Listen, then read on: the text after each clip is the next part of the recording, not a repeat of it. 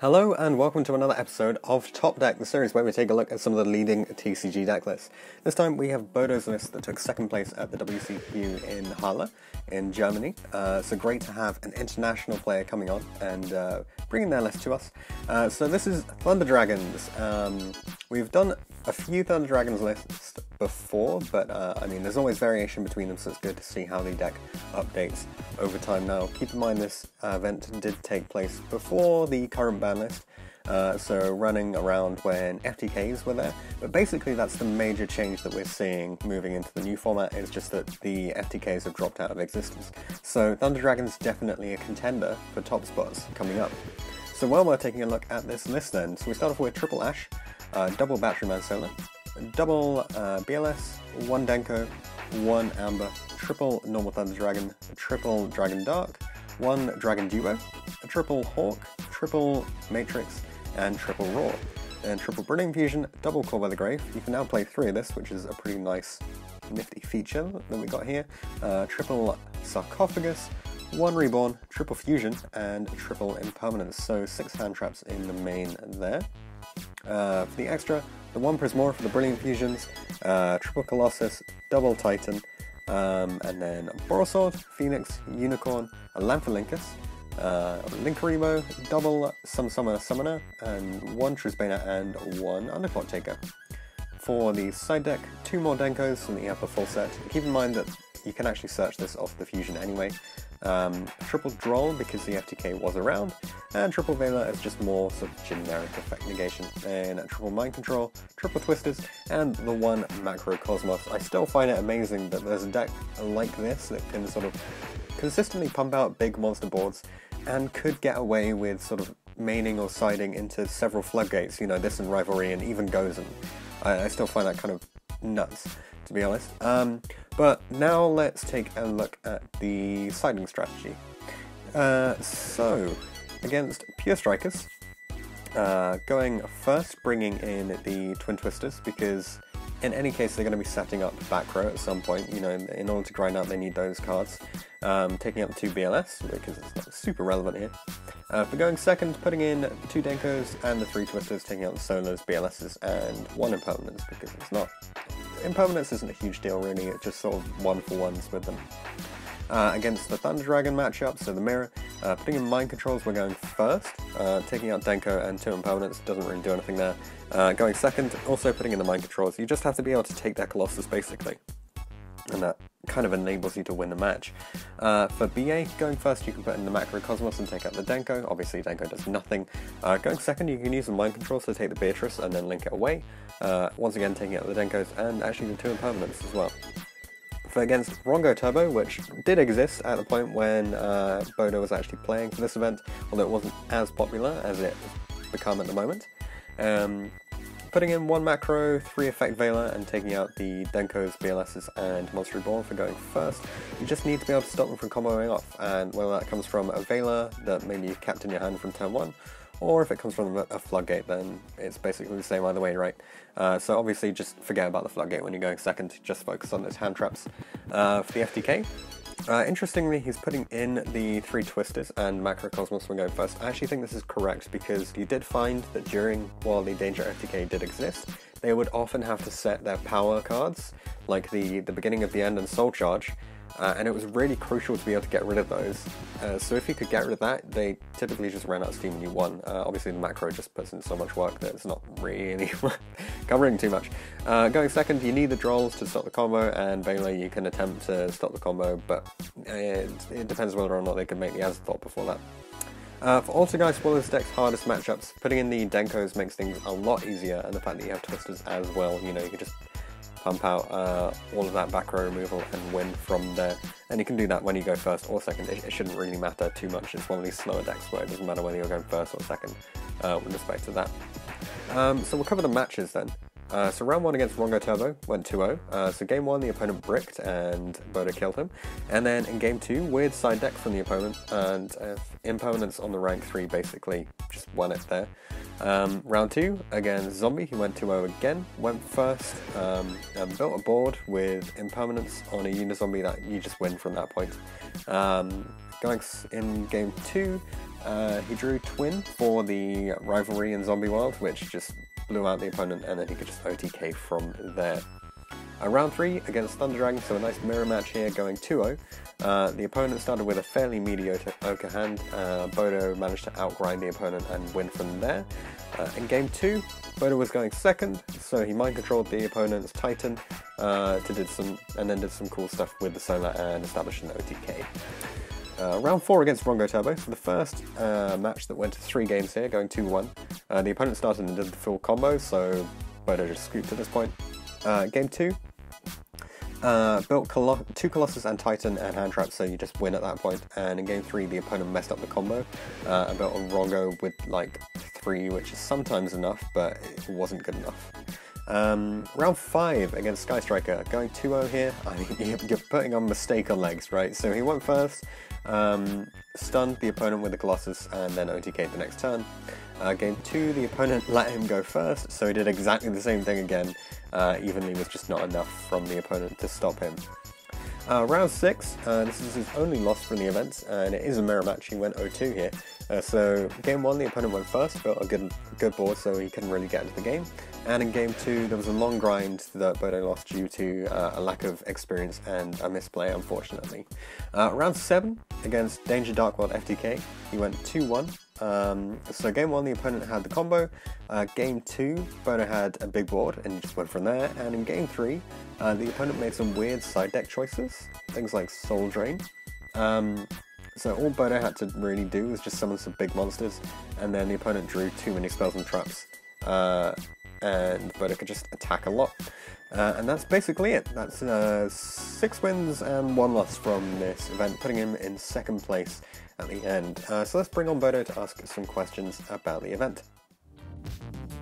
Alright, so how did you find the event overall? The event was very fun since I went there with a few friends. I believe there were about 86 players competing, and it was very nice meeting other people who enjoy the game as much as I do. And why did you choose this deck? I decided to play the Thunder Dragon deck because I really like the artworks and the playstyle of the deck, which focuses on the banish mechanic, and I really think that combo decks like the FTK were probably a better choice, but I really didn't want to buy those during the banlist season, and yeah, I really enjoyed the Thunder Dragon deck. Cool, well, it's very popular at the moment, but typically we tend to see like 3 Batteryman Solar in the main, so is there a reason why you decided to play 2? Yeah, I really don't like Batteryman Solar. I just played them at 2 because I really didn't know what better cards to put in the deck. You want to open some kind of access to your Thunder Dragon engine, but I think Brilliant Fusion is just a better version of Solar, and it doesn't make opposing hand traps better, like Ogre, Valen and Permanence, which usually suck against the deck.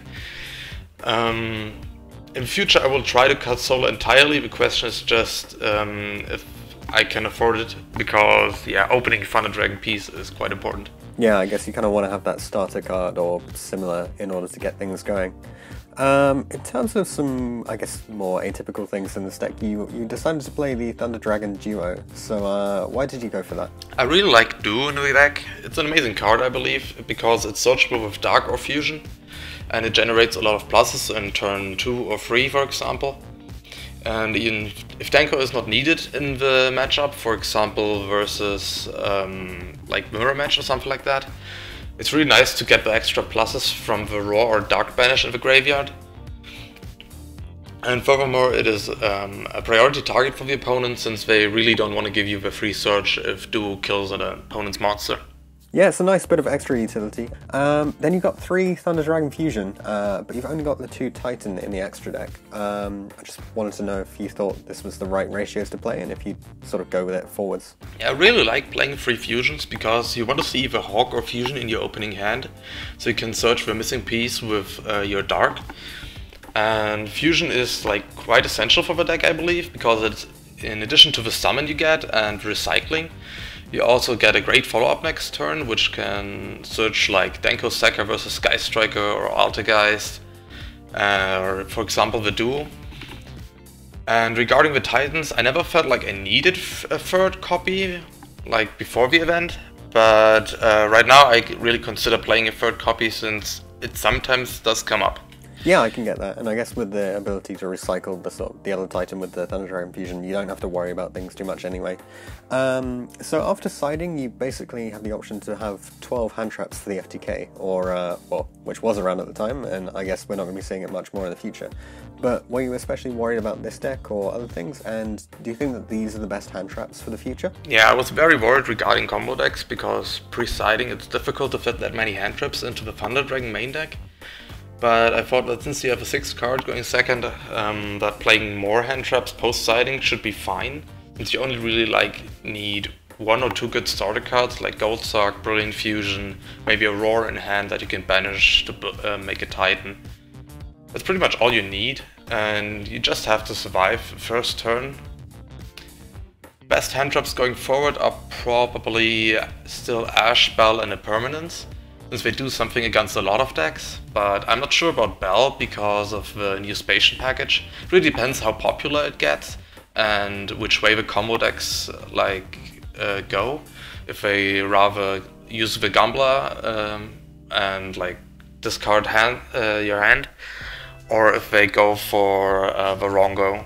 Yep, the Rongo deck is definitely something that people are looking into in the upcoming formats, since Firewall is now gone. So looking at the extra then, you have a lot of options here, but would you consider maybe including something like a Borrowload in the future? Just because I know it has great utility in the mirror match. Yeah, Borrowload should definitely be in that extra deck. I think it was a mistake to play Borrow Sword over the Borrowload, but I tend to be a little bit biased regarding Borrow Sword since this artwork is just awesome and I really like the card. But yeah, that was definitely a mistake on my part. It's not really a mistake if you got something that awesome, to be honest. It's a very nice card in itself. So in terms of the hardest and easiest matchups, what would you say those are for this deck? My easiest matchup was Sky Striker, since I opened pretty well against him and the deck is quite strong in that matchup if the Sky Striker player doesn't open the complete nuts.